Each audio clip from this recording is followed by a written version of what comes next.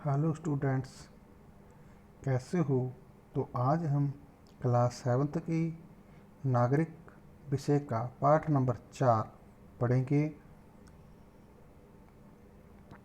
जो हमारा है लड़के और लड़कियों के रूप में बड़ा होना। कि किस प्रकार से लड़के बड़े होते हैं और किस प्रकार से लड़कियां बड़ी होती हैं, इनके बारे में आज हम पढ़ेंगे और आज हम समझेंगे। तो प्यारे बच्चों, इस पाठ को पढ़ना शुरू करते हैं हम। लड़का या लड़की होना किसी की एक महत्वपूर्ण पहचान है, उसकी अस्मिता है। जिस समाज के बीच हम बड़े होते हैं वह हमें सिखाता है कि लड़के और लड़कियों का कैसा व्यवहार स्वीकार करने योग्य है, उन्हें क्या करना चाहिए और क्या नहीं करना चाहिए।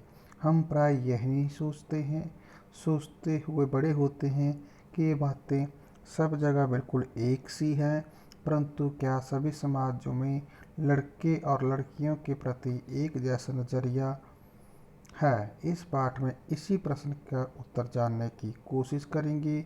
हम यह भी देखेंगे कि लड़के और लड़कियों को दी जाने वाली भूमिका भविष्य में स्त्री और पुरुष की भूमिका के लिए कैसे तैयार करती हैं। इस पाठ में हम देखेंगे कि अधिकांश समाज पुरुष और स्त्रियों को अलग अलग प्रकार से महत्व देते हैं।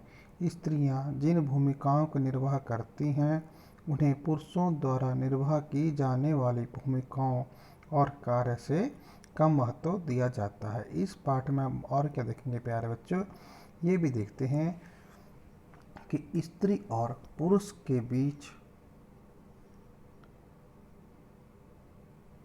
कि काम के क्षेत्र में असमानताएं कैसे उत्पन्न होती हैं। तो हम जो है इस पाठ को पढ़ना शुरू करते हैं। 1920 के दशक की बात है। सामोया द्वीप है प्रशांत महासागर में। वहाँ के बच्चों का बड़ा होना, वहाँ पर देखते हैं हमारे कौन सी विभिन्नताएं हैं। सामोया द्वीप प्रशांत महासागर के दक्षिण में स्थित है। यह जो है छोटे छोटे द्वीपों से बना हुआ है। सामायून समाज पर किए गए अनुसंधान की रिपोर्ट 1920 के दशक के बच्चे स्कूल नहीं जाते थे। वे बड़े बच्चे और वयस्कों में बहुत सी बातें भी सीखते थे, जैसे छोटे बच्चों की देखभाल करना, घर का काम कैसे करना इत्यादि। और द्वीपों पर मछली पकड़ना जो था उनका महत्वपूर्ण काम होता था, इसलिए किशोर बच्चे मछली पकड़ने के लिए सुदूर यात्राओं पर जाना सीखते थे। लेकिन ये बातें वे अपने बचपन के अलग अलग समय पर सीखते थे। अगले पैर को पढ़ना शुरू करेंगे प्यारे बच्चों। छोटे बच्चे जैसे ही चलना शुरू कर देते थे, उनकी माताएं या बड़े लोग उनकी देखभाल करना बंद कर देते थे। ये जिम्मेदारी किसके ऊपर आती प्यारे बच्चों? जो उनसे बड़े बच्चे थे उनके ऊपर आ जाती थी, जो प्राय स्वयं 5 वर्ष के आसपास की उम्र के होते थे। लड़के और लड़कियां दोनों अपने छोटे भाई बहनों की देखभाल करते थे, लेकिन जब कोई लड़का 9 वर्ष का हो जाता था वह बड़े लड़कों के समूह में शामिल हो जाता था और बाहर काम सीखता था, जैसे मछली पकड़ना, नारियल के पेड़ लगाना इत्यादि। लड़कियां जब 13-14 साल की नहीं हो जाती थी तब तक वो क्या करती थी? छोटे बच्चों की देखभाल करती थी, बड़े लोगों के छोटे मोटे कार्य करती थी और अधिक स्वतंत्र होती थी। लगभग 14 वर्ष की उम्र के बाद वे भी मछलियां पकड़ने जाती थी, बागानों में काम करती थी, डलियां बुनने का काम करती थी, खाना पकाने का काम भी करती थी प्यारे बच्चों। और अलग से बनाए गए रसोई घरों में भी काम होता था। जहां लड़कों को अधिकांश काम करना होता था वहां लड़कियां भी उनके साथ क्या करती थी? मदद करती थी। अब हम जो देखते हैं प्यारे बच्चों 1920 के दशक की बात है कि उसके बाद हम जो है 1960 के दशक की हमारे भारतवर्ष का एक जिला है मध्य प्रदेश, जिसकी राजधानी है भोपाल। उसके बारे में, पुरुष के बड़े होने के बारे में देखते हैं कि कौन कौन से वो कारण थे या कौन कौन से परिवर्तन अब आए। निम्नलिखित आलेख 1960 के मध्य प्रदेश के एक छोटे से शहर में स्कूल जाने के वर्णन से लिया गया। यानी जो भी घटना है वो मध्य प्रदेश के एक छोटे से शहर से ली गई है। कक्षा 6 में आने के बाद लड़के और लड़कियां अलग अलग स्कूलों में जाते थे। लड़कियों के स्कूल अलग थे और लड़कों के बिल्कुल अलग थे। आगे चलते हम। और जो उनके स्कूल भी थे प्यारे बच्चों, अलग अलग ढंग से बनाए जाते थे। उनके स्कूल के बीच में आंगन होता था जहाँ बाहरी दुनिया से बिल्कुल अलग रहकर स्कूल की सुरक्षा में खेलती थी। लड़कों के लिए स्कूल का आंगन ऐसा नहीं होता था, बल्कि उनके लिए खेल का मैदान बस एक खुला सा मैदान होता था जो स्कूल से लगा होता था। हर शाम स्कूल के बाद लड़के सैकड़ों लड़कियों के भीड़ को संकरी गलियों से जाते हुए देखते थे। सड़कों पर जाती हुई लड़कियां बहुत गंभीर हो दिखती थी। यह बात बहुत अलग थी, यह लड़कों से भी अलग थी प्यारे बच्चों, कि सड़कों को अनेक कामों के लिए उपयोग के लिए करते थे। जैसे यूं ही खड़े खाली समय बिताने के लिए, दौड़ने के लिए, साइकिल चलाने के लिए, कर्तव्य दिखाने के लिए। लड़कियों के लिए गली सीधे पर पहुंचने का घर पहुंचने का एक माध्यम थी। लड़कियां हमेशा समूह में जाती थी। शायद उनके मन में डर रहता था कि उन्हें कोई छेड़ दे या उन पर कोई हमला ना करते। इसलिए जो लड़कियां थी प्यारे बच्चों, वो किस में चलती थी? समूह में घर जाती थी। अगले पैरे को देख लेते हैं। ऊपर के जो दो उदाहरण पढ़ने के बाद हमें लगता है प्यारे बच्चों कि बड़े होने के भी तरीके हैं।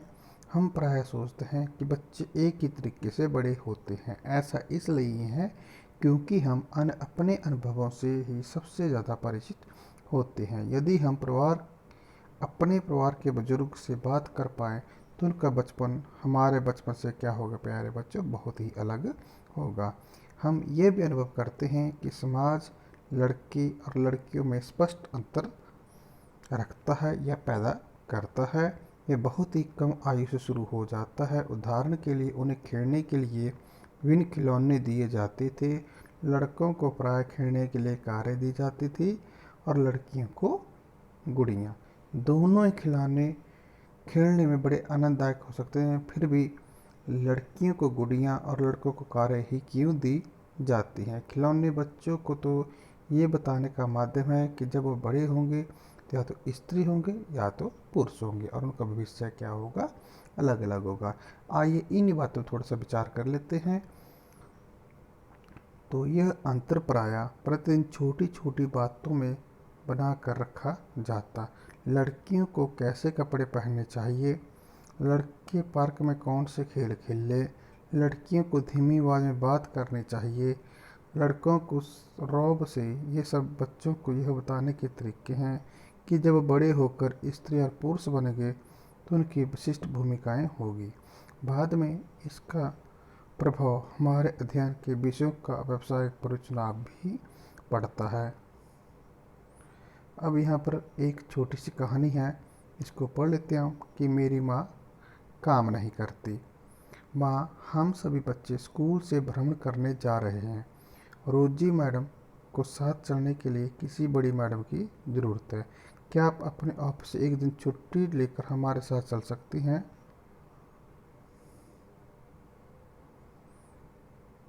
वैसे हरमित की माँ हमेशा ऐसे समय पर हमारे साथ जाती हैं क्योंकि वो एक काम नहीं करती। सोनाली, तुम ऐसा क्यों कह सकती हो? तुम जानती हो जसप्रीत आंटी सुबह 5 बजे उठती है और सारा घर का काम करती है। हाँ हाँ, पर वो कोई काम तो नहीं है, ये तो बस घर का काम है। ओह, क्या तुम वाकई ऐसी सोचती हो? चलो ऐसा करते हैं कि जसप्रीत के घर चलते हैं, उनसे पूछते हैं कि वो खुद क्या सोचती है। अब जसप्रीत के घर की बात देखते हैं। हरशरण, सोनाली सोचती है कि उसकी पत्नी कोई काम नहीं करती, यानी कामकाजी महिला नहीं है। पर आंटी, क्या वाकई ही ये ठीक नहीं है? मेरी माँ तो घरेलू महिला है, कोई काम कहाँ करती है। तो जसप्रीत, यदि ऐसा है तो तुम कुछ आराम क्यों नहीं करती और एक बार ज़रा इन्हें ये सब कुछ खुद करने दो। क्या बात है, ठीक है, मैं कल हड़ताल पर चली जाती हूँ। वाह, कितना मज़ा आएगा, कल हम पापा के साथ मिलकर सारे घर का काम संभालेंगे। अगली सुबह 7:30 पे क्या होता है प्यारे बच्चों? हे भगवान, समय तो देखो, मेरा नाश्ता कहाँ है? बच्चे अभी तैयार क्यों नहीं हुए? ओह, ये तो स्कूल बस थी। अब तो मुझे बच्चों को कार से ही स्कूल छोड़ना होगा। जल्दी करो, जल्दी। और हरमित को कहो कि वो पंप का स्विच ऑन कर दे। लेकिन बच्चों के लिए लंच बॉक्स का क्या होगा? अरे ये भी भूल गए, यह भी उसके बारे में भूल जाओ। मैं तुम्हें कुछ पैसे दूंगा, तुम कैंटीन से कुछ खरीद लेना। माँ ने इसके लिए स्वयं ही पहले ही पैसे दे दिए हैं। डिंग डिंग, मैं तो बिल्कुल थक चुका हूँ। कुछ चाय बाय? मैं तो भूल ही गया था कि तुम हड़ताल पर हो। मैं तो खुद ही कुछ बनाता हूँ। पूरा घर तो देखो जैसे कहाँ तूफान मचा हुआ है। तुम क्या सोचते हो, सुबह तुमने घर को जैसे हालात में छोड़ा था वैसी हालात में दिन भर रहेगा? हरमीत, कम वक्त चाय की पत्तियाँ कहाँ रखी हुई हैं? ही। क्या अभी वो सोचते हैं कि मैं काम नहीं करती? और भी उन्हें याद दिलाऊंगी, चाचा जी और चाची रात के खाने पर यहाँ आने वाले हैं। अधिकार समाज में, जिनमें हमारा समाज भी सम्मिलित है, पुरुष और स्त्रियों की भूमिका और उनके काम का महत्व समझा नहीं जाता है। पुरुष और स्त्रियों की हैसियत एक जैसी नहीं होती है। आइए देखें पुरुष और स्त्री में किए गए काम की असमानता जो है कैसे है। तो प्यारे बच्चों, हमने ऊपर जो यह छोटी सी कहानी थी इसमें ऐसा पढ़ा कि हम प्राय सोचते हैं कि जो औरतें होती है वो घर में कोई काम नहीं करती है, लेकिन ये जो ऊपर कहानी से ये साबित हो जाता है कि जो महिलाएं हैं वो घर के काम के लिए अपनी महत्वपूर्ण भागीदारी निभाती हैं। अतः उनके हमें इस बात को समझना चाहिए कि उनके बिना जो है हमें बहुत ज़्यादा मुश्किल हो सकती है।